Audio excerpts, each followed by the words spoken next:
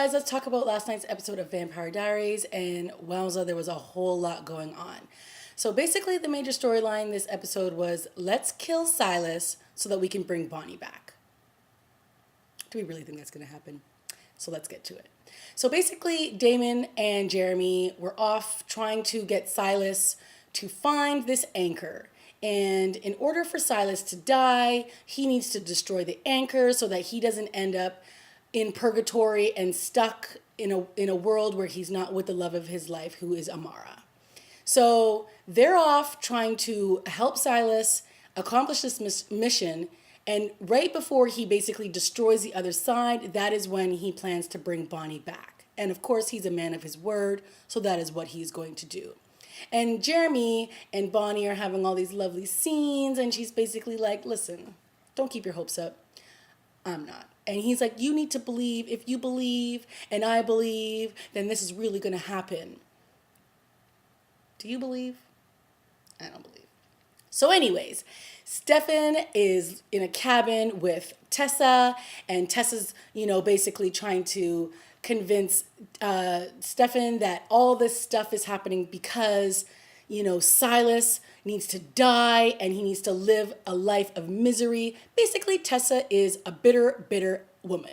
She's holding on to some grudge for 2,000 years and wants Silas to suffer. He does not want to be with his true love, Amora. She wants him to be in pain. So her plan is to basically kill Silas before sundown. Now, Silas has other plans. So he basically put a spell on the cabin that Stefan and Tessa are staying in right now. So they're trapped and they can't leave. So basically, Tessa calls Elena and is trying to, lure her to the cabin. And she basically plays like Stefan and her have been getting all hot and heavy under the sheets. So of course, Elena, who cannot have anybody be happy except for her, comes running over to the cabin and is all like, Stefan, I need to save you from this horrible witch because she's evil and she's bad and she's no good. Only I'm the one that can hurt you and cause you pain. So she basically comes there and he's all like, you really shouldn't have come into the cabin. And she's like, well, I just wanted to check on you and make sure that she wasn't doing some witchy brouhoo on you, and I need to save you from her. And then she goes to leave, and of course she's trapped like the two of them are. So this was Tessa's plan the whole time so that she could use Elena as leverage against Damon. So she calls up Damon and she's like, listen, Damon, Silas ain't getting his happy ending. So I need you to kill him before sundown. And that is an order. And he's like, well, I ain't doing that because that doesn't help my plan, which is the plan to get Bonnie back so that Elena will be happy with her besties and everyone's good. So then she basically does this like witchy boo-hoo-hoo to Elena and causes her brain to start frying. And Damon's like, wait, what? Hold on, you can't hurt my girl. So he basically goes to Jeremy and says, sorry, the plan is off. Bonnie must stay dead. And of course, it sucks to be Bonnie because it always sucks to be Bonnie. And so she looks at Jeremy like, I told you so. And so Jeremy basically says, I'm sorry, it's either you or Elena. And we all know Elena is never going to go anywhere. So Bonnie stays dead, which is basically where she needs to stay because, I do enjoy Jeremy and Bonnie together, but did she really have to die for them to start having all these lovely scenes together? Come on, Julie Plec, like, give us some love here, okay? Anywho, so basically Jeremy and Damon are spending their time trying to help Silas find this anchor. And then they get bombarded by these travelers who try to act like they're going to prevent Damon from killing Silas. And it's like, why would they want to prevent you? I thought you guys all wanted him dead. And they try to, use some spell so that Damon's daylight ring doesn't work. Of course, Damon is too good for them. So he basically rips his heart out, stabs the other guy, and that's all good. So then finally we find out that the anchor isn't some little piece of object. It's actually Amora. And why is it Amora? Because Tessa knew that that Silas would never kill Amora in order for himself to be on the other side. So what does that mean? That means that we got to bring Amora back. My instant reaction was, seriously? Seriously? Do we need a third Elena lookalike? I love Nina Dobrev and everything, but we already have Catherine and we have Elena. Do we need Amora as well? Anywho, we do. So basically, Silas grabs one of the dead guys that Damon killed, feeds Amora the blood, and Amora starts to come to life. So the two of them hightail out the back door. He's all like, oh my God, I thought you were dead. I didn't know you were here all this time. And she's like, oh my God, how are you here? And he's like, well, I took the cure. She's like, you took the cure? You're the cure? I love you. I really do. And she picks up glass and she jabs it into his neck and she basically sucks the blood. And she's like, I'm sorry, I love you, but I need your blood. So there we have it.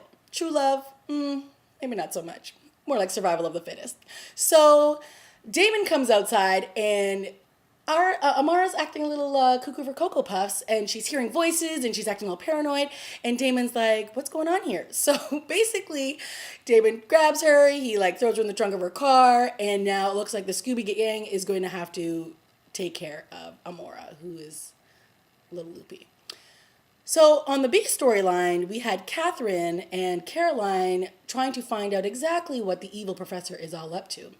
So they basically grab him, they drain him from his blood so that all of the vervain that has been in his system is out, so that Caroline can compel him and get the truth out of him. And we find out that there is this secret society that believes that Elena and Caroline are vampires.